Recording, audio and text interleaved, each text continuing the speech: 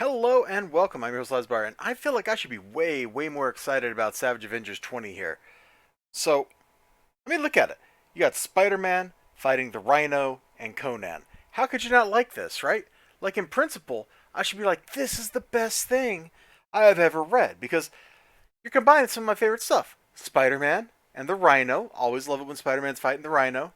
And Conan. You're just throwing him in. It's like throwing in like a delicious little snack cake on the side, right?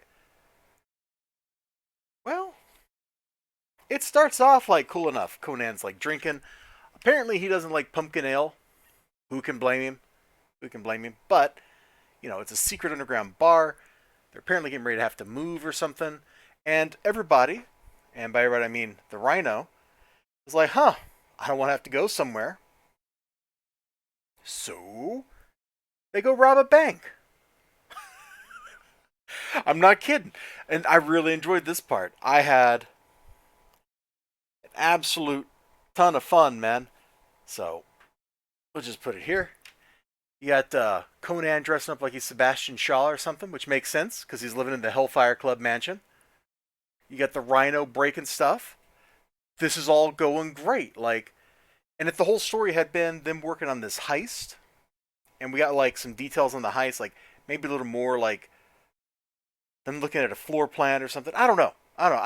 We skipped the planning phase of the heist, and in a heist movie, there are three things, and sometimes the latter two of them don't necessarily split apart. But you got to have the planning, getting the team together, planning. You got to have practice, and then you got to have the execution of it. And sometimes the practice and the execution happen like simultaneously. Sometimes somebody even narrates the plan over top of the execution, like if you're on a TV show or something, and you don't have a good hour and a half to really tell the story. We just jump into the heist, and it's fun to watch. It's fun to look at, and then Spider-Man fights Conan and the Rhino, and it's an okay fight. I got no real complaints about the fight, but that was kind of the problem. It just felt okay.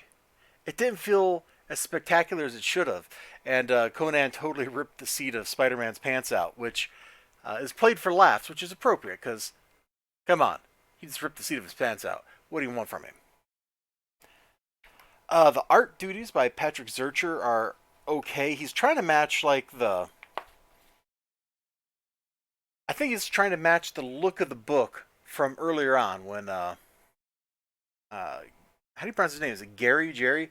When Mr. Duggan, I don't know how to pronounce his name. The first couple issues, Patrick Zurcher's art kind of harkens back to the way that looked. You can see in like the shading style here, this kind of awkward pose here. We're definitely looking a lot like the first several issues, which I had a ton of fun reading, but I didn't really care for the art in them. Here, I gotta say, I didn't really care for the art as much as I wanted to. I like a lot of what Patrick Zurcher does. His art in that was issue one of the Tarna the Last Terrakian series. That was pretty good. His art on the 3 or 4 issues of Silencer he did a couple years ago, I really enjoyed that stuff. This is okay. It's got a weird look around it. I don't know that it's necessarily his fault or anything, because I think he's just trying to match somebody else's the look. I was going to say somebody else's style, but I don't know if it's really somebody else's style so much as just a look.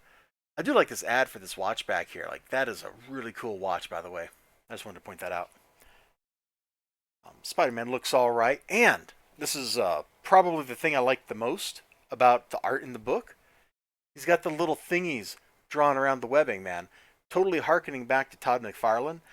This Spider-Man, like this pose right here, this shot, is the single best looking thing in the book, and this is great.